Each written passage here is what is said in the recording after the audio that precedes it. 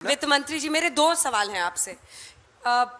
RBI की तरफ से तो जानकारी मांगी गई बैंकों को लेकर के किसने कितना निवेश किया, लेकिन क्या सेबी वाकई इन्वेस्टिगेट कर रही है अडानी ग्रुप की जो हिंडनबर्ग रिपोर्ट आरबीआई के has बाद? asked बैंकों का जानकारी, ये आपको मालूम है?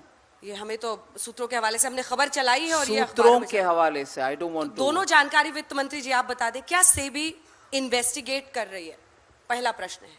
Haven't they given a statement already? कल या परसों उनके तरफ से elaborately एक स्टेटमेंट आया है।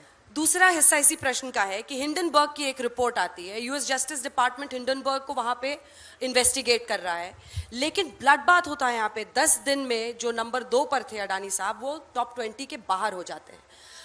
तो डेविल्स एडवोकेट प्ले करते हुए हमारे रेगुलेटर्स क्या कर रहे हैं?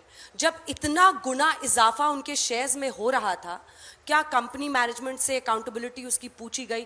क्या बेहतर और पारदर्शी एक तरीका बन सकता है जिसकी वजह से ऐसा हमारा शेयर बाजार में हम परेशानी का सामना ना करें? क्या हमारे रेगुलर्स ज्यादा प्रोएक्टिव हो सकते थे? रेगुलेटर्स प्रोएक्टिव होना है कि नहीं होना है, वो भी एक प्रश्न मेरे मन में है, क्योंकि कॉन्फिडेंस मार्केट में बरकरार रहना है तो प्रोएक्टिव रहने में बरकरार रहेंगे या नहीं, वो भी एक प्रश्न है।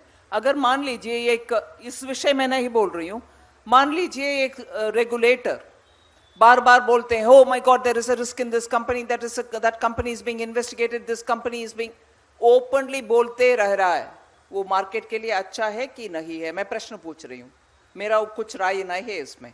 और दूसरा, अगर वो इन्वेस्टिगेट ही कर रहे हैं, खुलेआम कंक्लूजन के पहले ही बोलना अच्छा है, बाद में बोलना अच्छा है, ये सब भी उनके मन में रहता है, वो उनके अप्रोप्रिएट डिसीजन भी लेते हैं। इधर हम बैठ करके आज, क्योंकि एक विषय के ऊपर हम सब इतना इन्वॉल्व है और हमें जानकारी चाहिए, इसीलिए हमको वो थर्स्ट लग रही है कि क्यों नहीं आ रहा जल्दी। हम विषय इधर उठा सकते हैं, जवाब भी दे सकते हैं, मगर it's up to them to see when is the best time, क्योंकि वो भी मार्केट से संबंधित है कि आज बोलूं कि कल बोलूं, बोलने में क्या आउटपुट आएगा। On the reverse side, ma'am, the likes of BJP leader Mahesh Jethmalani have seen a Chinese hand in this because the Adani Group was a part of India's global economic diplomacy. They sense a larger conspiracy to try and trip the India story. Do you see purchase in that argument? I won't engage in that argument. You know, that's called an outswinging ball, which the finance minister just said, "Chhod do isko nahi chhuna." Yeah, Udayan, go on. No. Mrs. Sitaraman, there are some banks in the country which we call too big to fail. Adani is a very important player in the infrastructure space.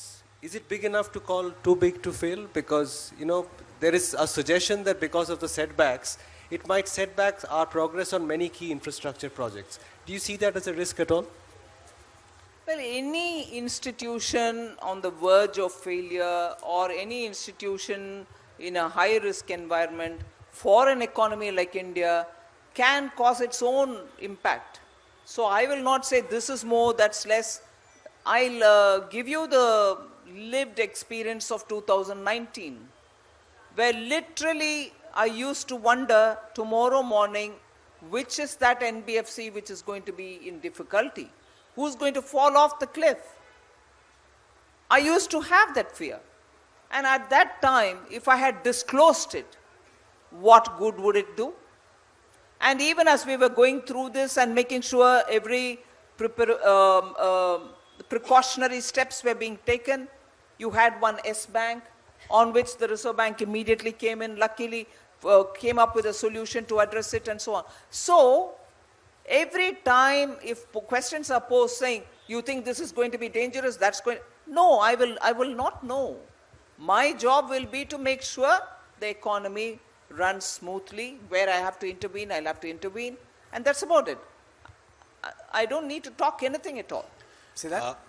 Nirmala ji, this was your fifth outing and a very crisp speech at that.